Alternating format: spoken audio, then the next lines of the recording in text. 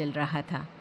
लेकिन एक दिन उसकी पत्नी पारो सीढ़ियों से फिसलकर गिर गई और अस्पताल पहुंचने से पहले ही उसने दम तोड़ दिया।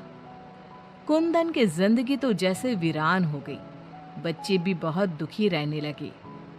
इसी तरह देखते देखते 1 साल बीत गया। एक दिन कुंदन का मित्र उनसे मिलने आया। अरे कुंदन, तुम इन बच्चों के लिए दूसरी शादी कर लो। कम से कम बच्चों की ठीक से परवरिश तो हो जाएगी। मित्र के बार बार समझाने पर कुंदन तैयार हो जाता है।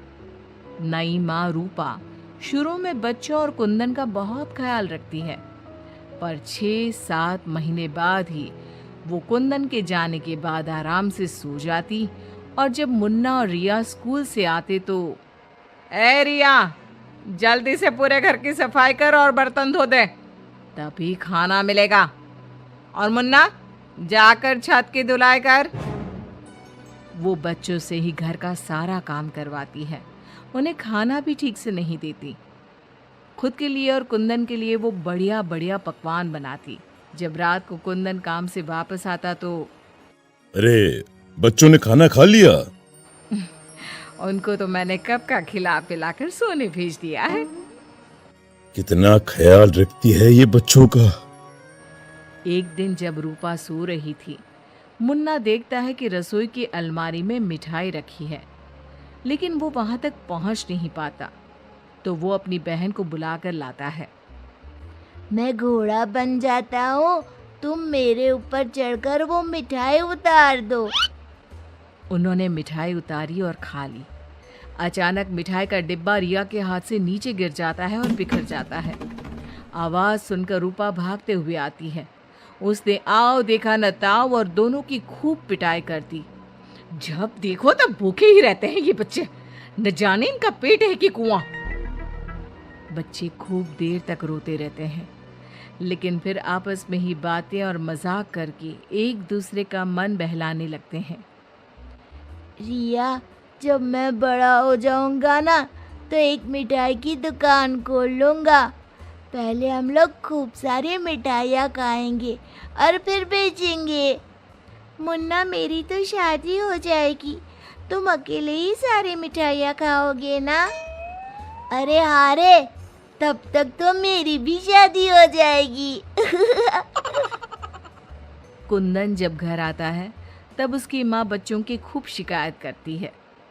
अरे बच्चों, तुम्हारी माँ तुम्हारा कितना ध्यान रखती है। आखिर क्या कमी है तुम दोनों को? पिताजी, उनकी बात पूरी भी नहीं हो पाती कि हाँ हाँ कह दो कि मैं तुम्हें खाना नहीं देती, सारे दिन घर के काम करवाती हूँ, कह दो ना। मुन्ना चुपचाप खड़ा रहता है। अब तो हम दोनों को पिताजी से बात भी नहीं करने देती। नहीं माँ। मुन्ना और रिया बहुत दुखी होते हैं। रात को इन बच्चों ने नाक में दम कर दिया है, तुम इन्हें लेकर जाओ और कहीं जंगल में छोड़कर आओ। अरे ये क्या कर रही हो तुम? ये दोनों मेरे जिगर के टुकड़े हैं, इनके बिना मैं कैसे रहूंगा? कुंदन को बार बार समझाने पर भी जब वो नहीं मानता, तब उसे एक उपाय सूझता है। कुछ दिनों तक वो बच्चों के साथ खूब अच्छे व्यवहार का नाटक करती है। बच्चे खूब खुश रहते हैं। एक दिन, सुनो, जल्दी से नाश्ता लगाओ, मुझे 2 दिन के लिए शहर जाना है। रूपा बहुत खुश होती है। वो सोचती है कि ये तो बच्चों को जंगल में छोड़कर आने से रहा, मैं ही इन्हें छोड़ आती हूँ कुंदन के जाने के बाद। बच्चे चलो, आज हम तुम्हारी नानी के घर चलते हैं।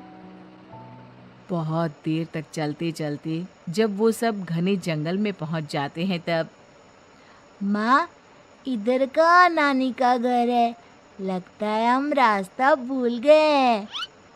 अच्छा, तुम लोग यहीं रुको, मैं रास्ता पूछकर थोड़ी देर में आती हूँ। हाँ, ये कहकर रूपा उन्हें वहीं छोड़कर चली जाती है। बहुत देर हो जाती है और रूपा वापस नहीं आती तो, माँ कब आएगी भैया? इस तरह सुबह से शाम हो जाती है।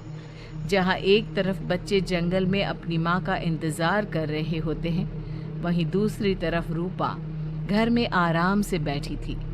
इसी तरह 2 दिन बीत जाते हैं और 2 दिन बाद कुंदन जब घर वापस आता है तो बच्चे कहाँ हैं? मैं उन्हें जंगल में छोड़ आई। ये तुमने क्या किया रूपा? बच्चे बेचारे जंगल में अकेले कहाँ भटक रहे होंगे? क्या किया तुमने ये? देखो, अगर तुम्हें अपने बच्चों की इतनी ही चिंता है ना, तो जाओ तुम और उन्हें ढूंढते रहो। कुंदन बच्चों को ढूंढने की बहुत कोशिश करता है, पर बच्चों का कुछ भी पता नहीं चलता। कुंदन बहुत दुखी होता है।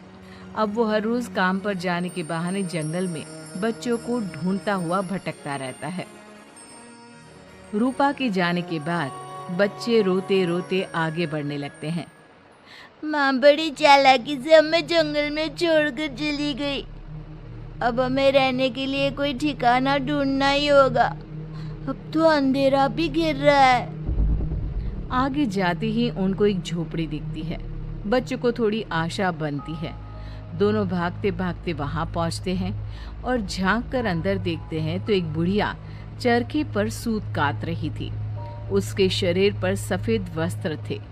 अंदर का माहौल बड़ा डरावना लगता है, पर बच्चों को तो कोई आसरा चाहिए था।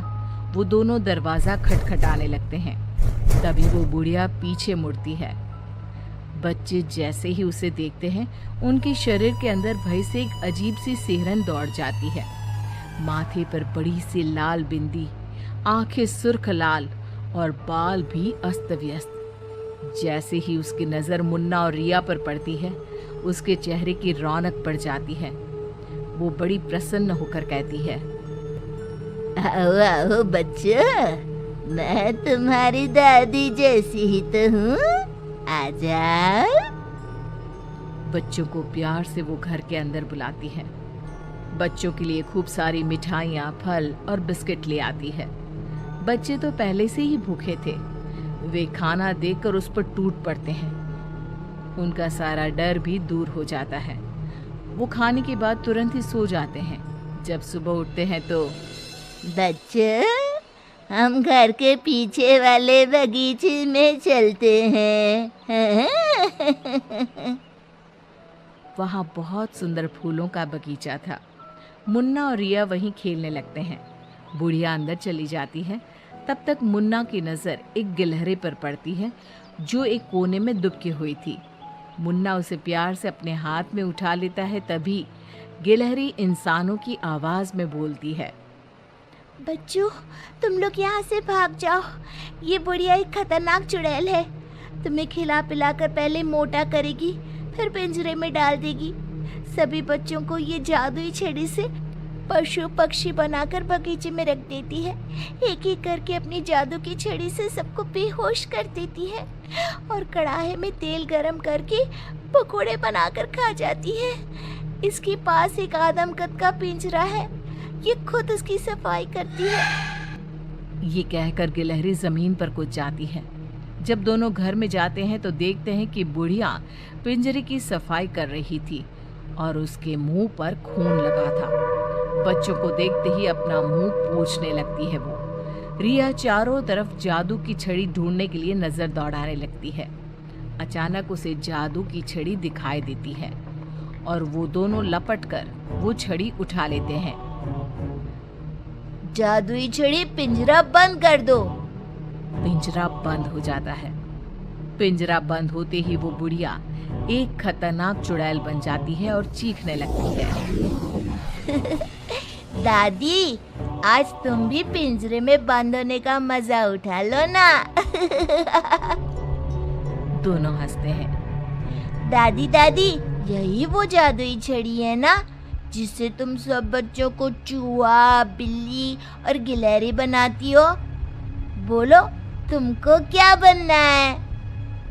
मुझे बाहर निकाल, वरना मैं तेरा खून पी जाऊंगी। छड़ी मेरे हवाले कर दे। दादी, पिंजरे में कुछ खाने को दो।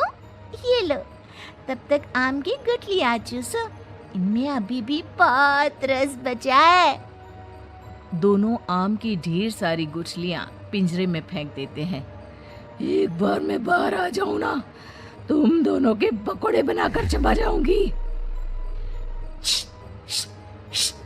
जे काली कलकत्ते वाली, तेरा वचन न जाए खाली। जादुई छड़ी इस चुड़ैल को मछली बना दो। जादुई छड़ी, एक बड़े से कढ़ाई में तेल गरम कर दो। जादुई छड़ी चुड़ैल को मछली बना देती है। दोनों उसे उठाकर एक बाल्टी में डाल देते हैं। कढ़ाई में तेल गरम हो रहा होता है। मुन्ना और रिया दौड़कर बगीचे में जाते हैं। वहाँ बहुत सारे जानवर और पक्षी होते हैं। जादुई छड़ी, इन सारे लोगों को इनके असली रूप में बदल दो। तभी सारे जानवर और पक्षी बच्चों में बदल जाते हैं। सब कमरे में आ जाते हैं। हमें इस चुड़ैल ने बहुत तड़पाया है, चलो आज इसको मजा चखाते हैं। जादुई छड़ी, इस चुड़ैल को पिंजरे में डालकर फिर चुड़ैल बना दो। पिंजरे में कैद होकर चुड़ैल फिर चिल्लाने लगती है, ये सारे के सारे शैतान कैसे यहाँ आ गए? जैसे तुम पिंजरे में बंद हो गई, वैसे ही हम सब भी यहाँ आ गए। सभी बच्चों ने पिंजरे में ठंडा ठंडा पानी फेंकना शुरू कर दिया। चुड़ैल, पहले तुम नहा लो, फिर हम तुम्हें मछली बनाकर पकौड़े बनाकर खा जाएंगे। सभी बच्चे ताली बजाकर खूब हंसते हैं। बच्चों, मुझे माफ कर दो, मैं कभी ऐसा नहीं करूंगी। एक बार मुझे पिंजरे से निकाल दो। दोस्तों, क्या हमें इस चुड़ैल की चिकनी चुपड़ी बातों में आना चाहिए? नहीं, बिल्कुल नहीं, नहीं, बिल्कुल नहीं। मुन्ना जोर से छड़ी फटकारता है। जादुई छड़ी, इस चुड़ैल को मछली बनाकर कढ़ाई में डाल दो। मछली की कढ़ाई में गिरते ही बहुत तेज आवाज होती है, जैसे कहीं बिजली चमकी हो। सभी बच्चे डरकर एक दूसरे से चिपक जाते हैं। मछली का आकार बहुत बड़ी सी चुड़ैल का हो जाता है। वो बार बार कढ़ाई से निकलने की कोशिश करती है। सभी बच्चे मिलकर उसे फिर कढ़ाई में ढकेल देते हैं। अंत में वो गरम तेल में जलकर मर जाती है। सब बच्चे खुश होकर तालियां बजाने लगते हैं। मुन्ना जादू की छड़ी की सहायता से सभी बच्चों के साथ शहर आ जाता है। जब वे अपने घर पहुंचते हैं तब पिताजी, हम आ गए। कुंदन उनकी आवाज सुनते ही भागता हुआ आता है। बच्चों को देखकर उसकी आंखों से झरझर आंसू गिरने लगते हैं। पिताजी, आप रोइए मत, अब हमारे दुख के दिन खत्म हो गए हैं। मुन्ना कुंदन को सारी बात बताता है। जादुई छड़ी पाकर उनके सारे कष्ट खत्म हो जाते हैं। अब तो नई माँ भी उनको प्यार करने लगती है।